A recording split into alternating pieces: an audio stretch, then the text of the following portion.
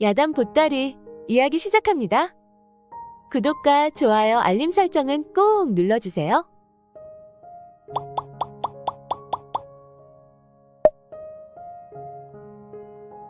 옛날 조선시대 연산군이 임금으로 있을 때였습니다. 이때는 흉년이 들어 수확량도 적었지만 탐과 놀이들이 판치던 때였답니다. 조정은 썩었고 양반과 탐과 놀이들은 백성들의 고혈을 빨아 배를 채우던 시기였죠. 그리하여 수많은 백성들이 죽어나가고 백성들은 한 가닥 희망도 없이 살아가고 있었습니다. 그러한 시기에 한양에서 멀지 않은 연천 마을에 덕수라는 청년이 살고 있었습니다. 덕수는 어려서부터 총명하고 힘이 무척 셌는데 마을에서는 항상 골목대장이었었죠. 그리고 같은 마을에는 가문이 기운 양반집 여자아이 나이라는 아이도 있었습니다. 덕수와 나이는 어려서부터 같이 자랐는데 서로 무척 좋아했답니다. 그렇게 같이 자라고 성년이 된 덕수와 나이는 서로에 대한 감정이 사랑으로 무럭무럭 커져만 가고 있었죠. 그러던 어느 날 두 사람이 뒷산에 올라갔는데 갑자기 소나기가 내리는 것이었습니다. 그 바람에 두 사람은 산 아래에 있는 정자로 달려갔답니다. 정자에 오른 두 사람은 비에 흠뻑 젖은 서로를 바라보았는데 갑자기 심장이 빨라지는 게 아니겠습니까? 이미 성인이 된 두 사람은 누가 먼저랄 것도 없이 서로를 부둥켜 안았답니다. 그리고 달콤한 사랑을 나누었죠. 그 후 두 사람은 더욱더 사랑하게 되었는데 한시도 떨어져서는 못 살 것만 같았답니다. 그렇게 두 사람이 서로를 사랑하며 꿈만 같은 시간을 보내고 있었는데 어느 날 갑자기 비보가 날아드는 게 아니겠습니까? 마을에 새로 부임한 이방이 덕수의 집을 찾아왔는데 날벼락 같은 소리를 하는 것이었죠. 이복에 빌려간 쌀 5가마에 이자를 붙여 쌀 10가마를 올가을 추수 때까지 모두 갚거라. 만약 갚지 않으면 집과 전답을 모두 몰수할 테니 그리 알거라. 이방의 말에 덕수의 아버지는 큰 한숨을 내쉬며 한탄을 하였습니다. 아버지의 한탄을 듣게 된 덕수도 걱정이 많았답니다. 집과 전답을 모두 뺏기면 앞으로 살아갈 일이 걱정이었죠. 그렇게 어느덧 가을이 되었는데 흉작이 들다 보니 덕수의 아버지는 쌀 10가마를 갚을 수가 없게 되었답니다. 쌀 10가마를 갚지 못하자 이방은 장정들을 데리고 와 온 집안을 샅샅이 뒤져 집과 전답 문서를 모두 빼앗아 갔답니다. 그러자 충격을 크게 받은 덕수의 아버지는 쓰러졌는데 일어나지를 못하고 세상을 떠나게 되었답니다. 아버지가 세상을 떠나자 어머니도 아버지를 잃은 슬픔을 견디지 못하고 시름시름 앓다가 결국 숨을 거두었답니다. 아버지를 잃은 지 얼마 되지 않아 어머니까지 세상을 뜨자 덕수는 세상이 무너지는 것만 같았죠. 너무 슬픈 나머지 식음을 전폐하고 시리에 빠져 있는데 나이가 집으로 찾아왔습니다. 덕수야, 부모님을 모두 잃고 많이 힘든 거 알아. 하지만 너라도 살아야 너희 부모님도 덜 억울하실 거야. 저승에서 너가 이러고 있는 걸 보신다면 부모님 마음은 더 아프실 거야. 나이의 말을 듣고 덕수는 그 말이 옳다는 생각이 들어도 부모님을 잃은 슬픔과 아픔을 떨칠 수가 없었답니다. 그렇게 또 얼마나 시간이 흘렀을까? 이번에는 나이 부모님 재산도 이방에게 몽땅 빼앗겼다는 것이었습니다. 가문은 기울었어도 그래도 양반인데 양반의 재산까지도 모두 빼앗아 가다니 이방과 사또의 자랑무도한 행위는 멈추지를 않았죠. 얼마 되지 않은 전답과 집을 모두 빼앗긴 나이의 아버지도 큰 충격을 견디지 못하고 쓰러지셨는데 얼마 되지 않아 숨을 거두었답니다. 나이 아버님이 돌아가시자 어머님도 그 충격으로 쓰러지셨는데 쉽사리 일어나지를 못했죠. 덕수도 덕수지만 이방이 나인의 곳간까지 모두 털어가는 바람에 당장 먹을 쌀도 없게 된 나이는 하루 종일 한 끼도 먹지 못했답니다. 이 사실을 알게 된 덕수는 자신보다도 나이와 쓰러져 있는 어머님이 무척 걱정되었습니다. 밖에 나가 일을 구하려 애를 써봐도 몇 년째 이어지는 흉작으로 일하려는 사람은 많은데 일거리가 없다 보니 도저히 일을 구할 수가 없었습니다. 이대로 가다간 나이와 어머님이 걱정인데 이 난관을 어떻게 헤쳐가야 하나. 자신의 슬픔을 극복하기도 전에 나이에게 닥친 불행이 더욱 크게 느꼈던 덕수는 돈벌 궁리를 아무리 해봐도 좋은 방도가 떠오르질 않았습니다. 그래 이대로 죽을 순 없어. 아무리 흉작이어도 양반들은 모아놓은 재물이 많을 거야. 워낙 재산들이 많으니 조금 나눈다 해서 크게 문제가 되진 않겠지. 양반집을 털기로 마음먹은 덕수는 겁도 나고 무서웠지만 사랑하는 나이와 어머님을 위해서는 다른 방도가 없었습니다. 그렇게 양반집을 물색하던 중 조금 작지만 허술한 양반집을 찾게 되었답니다. 그렇게 며칠을 살펴보다가 어둠을 틈타 들어가 돈이 있을 만한 곳을 찾기 시작했습니다. 그렇게 한참을 찾다 보니 장롱 속 서랍에 묵직한 작은 상자 하나가 나오는 것이었습니다. 상자가 잠겨 있는 것으로 보아 귀중한 것을 보관한 게 틀림이 없었죠. 상자를 들고 집으로 돌아온 덕수는 호롱불을 켜고 잠긴 상자를 뜯어보니 엽전이 2뭉치나 들어있는 게 아니겠습니까? 좋기 백냥은 되어 보였죠. 그래 이거면 나의 어머님 보약과 우선 먹을 식량을 살 수 있겠어. 덕수는 뛸 듯이 기뻤습니다. 처음엔 겁도 나고 무서웠지만 이렇게 큰 돈이 한 번에 생기니 모험한 보람이 있다고 생각을 하게 되었죠. 그리하여 덕수는 쌀과 여러 가지 곡물을 사고 나이 어머님 드릴 보약을 지어서 나이에게 가져갔습니다. 아니, 이게 다 어디서 난 거야? 마침 좋은 일거리가 있어서 일해주고 받은 품삯으로 사왔어. 그랬구나. 많이 힘들었겠다. 그렇게 덕수는 나이에게 쌀과 보약을 주고 나오면서 조금은 안심이 되었습니다. 이제 당분간은 나이가 굶지 않아도 될 테니 안심이 되었던 것이었죠. 하지만 나이 어머님 약값이 워낙 비싸다 보니 몇 달도 안 돼 돈도 거의 바닥이 나고 있었습니다. 그리하여 덕수는 또다시 양반집을 물색하기 시작했답니다. 그래 이번에는 좀 더 큰 양반집으로 가봐야겠어. 그렇게 덕수는 몇 차례를 더 작은 양반집을 털었답니다. 그리하여 당장 먹을 것과 나이 어머님 약값은 해결할 수 있었지만 더 큰 문제가 남아 있었습니다. 이방이 집문서까지 모두 빼앗아 가는 바람에 덕수나 나이네 모두 집을 비워주어야 했기 때문이었죠. 그리하여 덕수는 나이가 살 집을 구하기 위해서는 더 큰 계획을 세워야 했습니다. 한두 번 경험을 해보면서 자신감마저 생긴 덕수는 자신의 부모님과 나이의 아버님을 죽게 한 이방의 집을 목표로 삼았답니다. 이방의 집을 털어 빼앗긴 재산을 되찾을 생각이었던 것이었죠. 그렇게 마음을 먹은 덕수는 본격적으로 이방의 집을 살피기 시작했답니다. 그런데 이방의 집은 난공불락에 가까웠습니다. 관졸들이 드나들고 집에 같이 사는 머슴들만 해도 10수명이나 되었죠. 그리하여 덕수는 더욱더 신중히 살피기 시작했답니다. 그렇게 한참을 살핀 덕수는 어떻게 해서 들어갈 것인지 계획을 모두 세웠습니다. 그런데 만에 하나라도 잘못될 경우를 대비해 남은 돈을 모두 나이에게 주었습니다. 아니, 이게 다 무슨 돈이야? 그건 나중에 말해줄 테니 이걸로 어머님 약 지어드리고 굶지 말고 있어. 알았어. 고마워. 나이의 눈에는 눈물이 고였습니다. 울지마 아이야. 너는 내가 어떻게든 지킬 거야. 그러니 힘들어도 조금만 참고 기다려줘. 너도 몸 조심해야 돼. 내가 조금이라도 잘못되면 난 살아갈 수 없을 것 같아. 그래 알았어. 내가 다시 돌아올 때까지 잘 견디고 있어야 해. 나이의 눈물을 닦아주던 덕수는 너무도 가슴이 아팠습니다. 만에 하나라도 이방의 집을 털다가 잘못될 경우 나 없이 나이가 병든 어머님을 모시고 살아갈 것을 생각하니 덕수의 가슴은 너무나 아팠습니다. 그리하여 덕수는 한참 동안이나 나이를 꼭 안아주었죠.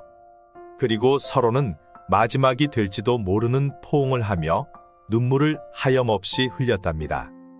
그리고 다음 날이 되자 이방의 회갑 잔치가 열렸습니다.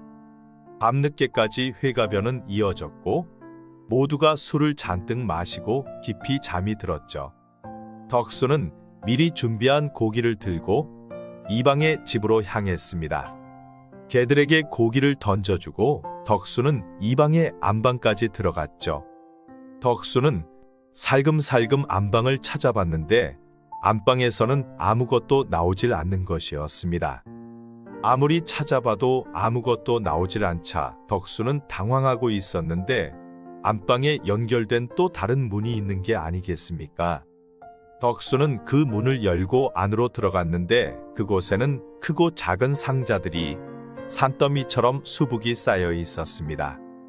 상자들이 많아도 너무 많아 그 중에 하나만 골라 보자기에 싸고 안방을 얼른 빠져나왔죠. 그리고 담장을 넘으려는데 마침 소피 보러 나왔던 머슴이 덕수를 발견하고 도둑이야 소리치는 것이었습니다. 깜짝 놀란 덕수는 재빨리 담을 넘어 쏜살같이 달리기 시작했습니다.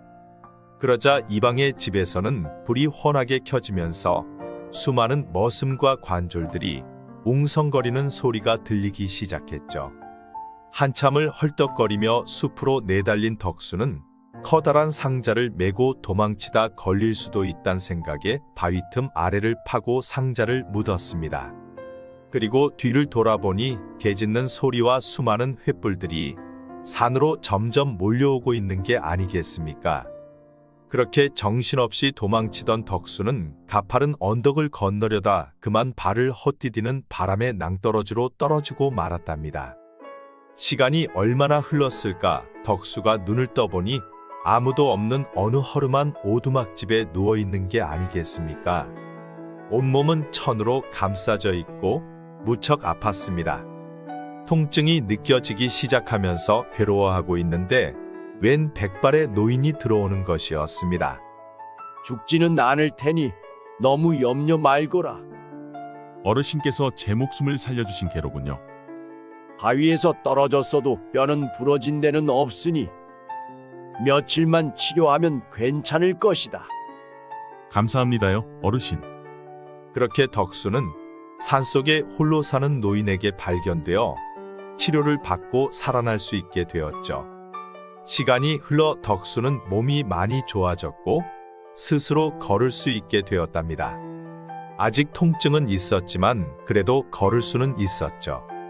오두막집 밖으로 나온 덕수는 주변을 살펴보는데 계곡 쪽에서 노인의 기합 소리가 나는 것이었습니다. 그리하여 계곡 쪽으로 가보니 백발의 노인이 무술을 연마하고 있었죠. 몸놀림이 무척 가볍고 커다란 바위를 사뿐사뿐 뛰어넘는데 마치 한 마리 표범과도 같았답니다. 또한 검을 다루는 솜씨는 마치 번개와 같이 무척 빠르고 날렵했습니다. 그래 저거야 원수를 갚기 위해서는 무술을 익혀야 해. 이방에게 복수를 완수하지 못한 덕수는 무술을 배워 반드시 복수할 것을 다짐했죠. 그리하여 덕수는 노인에게 제자로 받아줄 것을 부탁했습니다. 한참을 덕수의 청을 거부하던 노인도 덕수의 끈질긴 부탁에 제자로 받아주기로 했답니다. 노인은 당대 최고 무술대회에서 우승을 하고 높은 관직까지 올랐었으나 친한 동료의 배신으로 모함을 당하고 관직에서 쫓겨나게 되었던 것이었습니다. 그리하여 속세에 대한 환멸을 느끼고 홀로 산속에 들어와 살게 되었던 것이었죠. 그렇게 노인을 삽으로 모시고 본격적으로 무술을 배우게 된 덕수는 밤낮을 가리지 않고 열심히 무술을 연마했답니다. 덕수는 총명도 했지만 무공을 타고났는지 그 실력이 부쩍부쩍 느는 것이었습니다. 그렇게 몇 달이 지나자 나이가 걱정이 된 덕수는 사부에게 잠시 산을 내려갔다 오겠다고 부탁을 하고 산을 내려갔습니다. 산을 내려가던 중에 덕수는 이방에게서 훔친 상자를 꺼내어 열어보니 엽전이 수십 뭉치는 되었는데 좋기 몇백 냥은 되어 보였죠. 덕수는 엽전을 보자기에 싸매고 밤이 되기를 기다렸다가 나이를 찾아갔습니다. 갑자기 연락도 없이 그동안 어떻게 된 거야? 사정이 있었어. 어머님 건강은 좀 어떠셔? 보약을 드신 후로 많이 좋아지셨어. 그렇다니 참으로 다행이다. 그런데 이방과 왈패들이 매일같이 찾아와서 당장 집을 비우라고 난리야. 아직 아픈 어머님을 모시고 어디로 가야 할지 모르겠어. 그랬구나. 이 나쁜 놈들 모든 재산을 빼앗더니 이젠 집까지 비우라는구나. 하지만 너무 걱정하지 말고 있어. 내가 새로 살 집을 구해볼게. 그리하여 덕수는 이방에게서 훔쳐온 돈으로 장터 변두리에 조그만 오두막집을 하나 구했습니다. 그리고는 나이와 어머님을 작은 오두막집으로 모셔왔죠.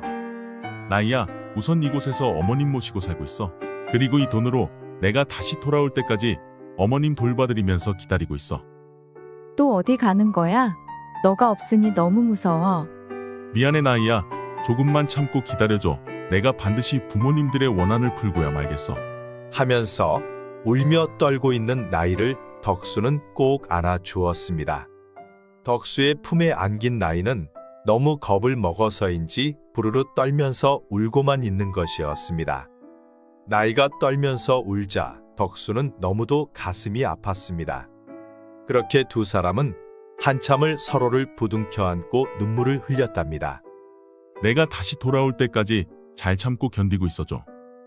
알았어. 꼭 빨리 와야 해. 울고 있는 나이를 두고 돌아서 나오는 덕수의 두 눈엔 눈물이 주르륵 흐르고 있었죠. 그리고 덕수는 두 눈에 눈물이 가득한 나이를 뒤로 한 채 다시 산으로 향했습니다. 그렇게 산으로 돌아온 덕수는 사부에게서 무술을 다시 연마하기 시작했습니다. 밤낮으로 쉬지 않고 무술을 연마하다 보니 어느덧 1년이 훌쩍 넘었고 이젠 사부님과 겨루어도 손색이 없을 정도로 실력이 향상되었답니다.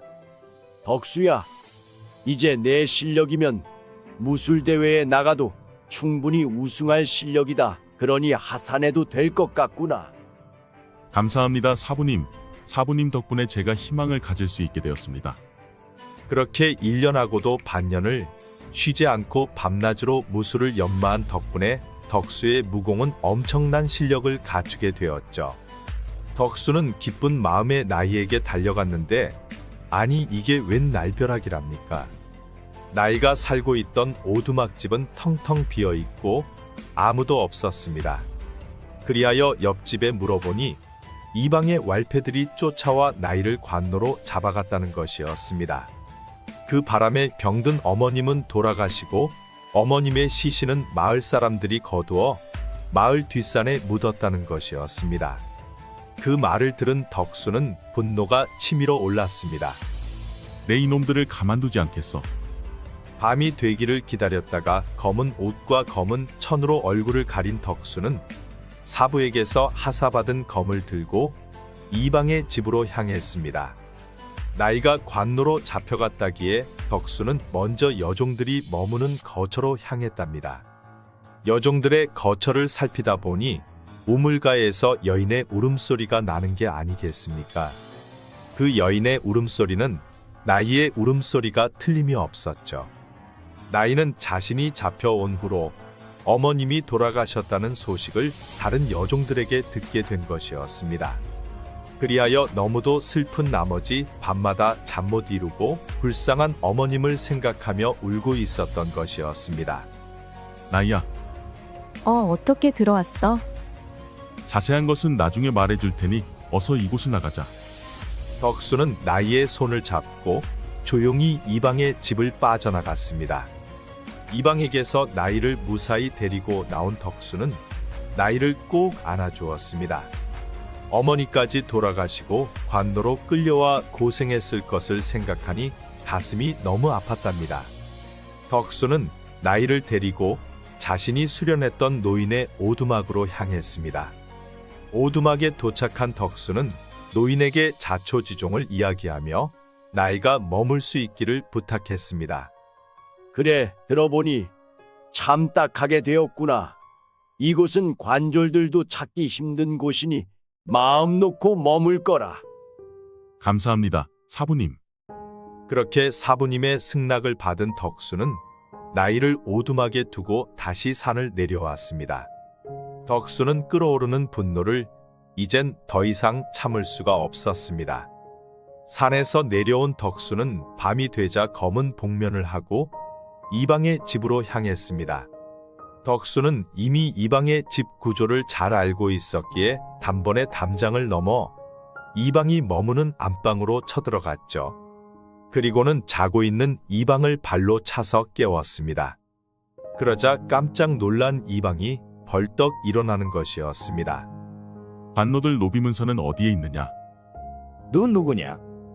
내가 누구인지는 알 필요 없다. 관노들 노비문서가 어딨는지나 빨리 말하거라. 하면서 칼을 목에 들이대자 이방은 벌벌 떨면서 말하는 것이었습니다. 사살려만 주시오. 노비문서는 옆방 상자에 있어이다. 어서 그 상자를 열어보거라. 그러자 이방은 벌벌 떨면서 상자 속에서 노비문서를 꺼내는 것이었습니다. 노비문서는 수십 장이나 있었는데 어두워 나이에 노비문서를 찾을 수가 없었죠. 그리하여 노비문서를 모두 챙겨서 나오려는데 갑자기 마님이 발정난 황소처럼 비명을 지르며 덕수에게 달려드는 것이었습니다. 그것만은 아니 된다. 노비문서를 가져가려거든 날 죽이고 가져가거라. 그러자 덕수가 하늘 품은 감정이 폭발하면서 휘두른 검에 의해 마님과 이방의 목이 두동강나지 않았겠습니까? 그러자 이방의 집을 지키던 관졸들이 달려와 덕수를 애워싸는 것이었습니다. 덕수의 검은 번개보다 빨랐고 관졸들은 순식간에 모두 쓰러졌답니다. 그러자 뒤늦게 머슴들이 달려왔는데 덕수의 검의 관졸들이 모두 쓰러져 있는 것을 보고 걸음아 나 살려라 하고 모두 달아나 버렸답니다. 그리고 검은 복면을 한 덕수는 마을 사람들을 모두 모아 이방의 재물을 마을 사람들에게 모두 나누어 주었습니다. 남아있는 머슴과 여종들에게도 노비문서를 모두 불태우고 재물을 나누어 주었죠. 그렇게 이방의 재물을 모두 나누어 준 덕수는 이방의 집에 불을 질러 모두 불태워 버렸답니다. 그 일이 있고 난 후로 마을은 발칵 뒤집혔고 마을 사람들은 잃었던 재산을 되찾게 되자 덕수를 칭송하기 시작했습니다. 덕수의 정체를 모르는 마을 사람들은 덕수를 홍길동이라고 불렀답니다. 덕수가 활동을 본격적으로 시작하기 전에 전라도 충청도 지역에서는 홍길동이란 걸출한 도적이 먼저 등장해 이름을 떨치고 있었습니다. 홍길동은 양반과 탐관오리들의 집을 털어 가난한 사람들에게 곡식과 재물을 나누어 주고 있었죠. 그렇다 보니 전라도 충청도에서는 홍길동에 대한 이야기가 크게 돌고 있었답니다. 탐관오리들이 판치던 시대에 탐관오리를 벌하는 홍길동이 등장하자 홍길동의 인기는 과히 폭발적이었죠. 덕수가 살던 경기도 일대에서도 홍길동이 등장했다며 사람들은 환호성을 질렀답니다. 지방 관청이 털리고 관리들이 하나둘 죽어나가자 조정에서도 골치가 아팠답니다. 홍길동이 동해 번쩍 서해 번쩍 하다 보니 조정에서도 어찌할 수가 없었죠. 탐관오리들 때문에 부모님을 모두 잃은 덕수는 죽기를 작정했었으나 나이 때문에 죽을 수도 없었습니다. 그렇다 보니 덕수는 탐관오리들에게 한을 품게 되었던 것이었죠. 그리하여 덕수도 홍길동과 같이 전국을 돌며 탐관오리들을 처단하기 시작했던 것이었습니다. 그렇게 복수를 마치고 탐관오리들을 처단한 덕수는 나이를 데리고 강원도 깊은 산골로 들어갔답니다. 들판에는 꽃들이 만발하고 깨끗한 물이 흐르는 개울가의 터를 잡은 덕수와 나이는 작은 오두막집을 짓고 터를 가꾸기 시작했습니다. 서로 떨어져서는 살 수 없던 두 사람은 그렇게 둘만의 아름다운 사랑을 키워가지 않았겠습니까? 덕수야, 이거 봐. 이렇게 아름다운 꽃들은 처음 봐. 이렇게 아름다운 자연 속에서 산다는 게 너무 행복해. 그리고 강원도 지역에서도 가끔 홍길동이 등장했다는 소문이 나오기도 했었죠. 최악의 상황에서 이를 극복하고 드라마 같은 반전을 만들어낸 덕수처럼 어떤 상황에서도 의지와 신념만 있다면 못할 것도 없지 않을까요? 우리 영상을 시청하시는 여러분들 모두 항상 건강하고 좋은 일만 가득하기를 기원합니다. 우리 이야기가 재미있으셨나요? 구독과 좋아요, 알림 설정 부탁드립니다. 앞으로도 재미있는 이야기가 많으니 다른 영상도 재미있게 봐주세요. 그럼 여러분 모두 오늘도 행복하고 즐거운 시간 되세요.